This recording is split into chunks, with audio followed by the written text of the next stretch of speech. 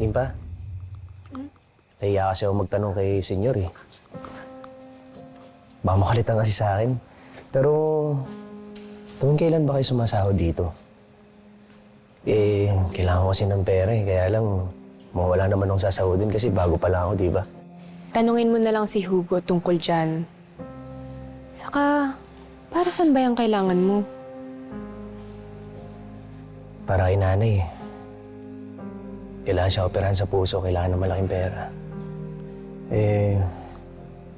Timpa, may naitabi ka bang pera dyan na pwede kong hiramin? Hindi, ito na lang. Ito, sanlao na lang sa ito. Totoong ginto yan.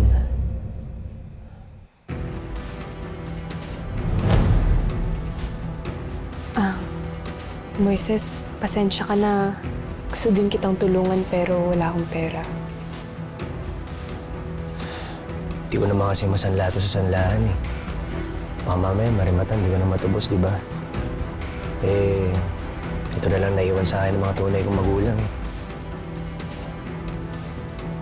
Kung ganun pala kahalaga yan, baka naman kaya natin magawa ng paraan para hindi mo maisangla sa iba.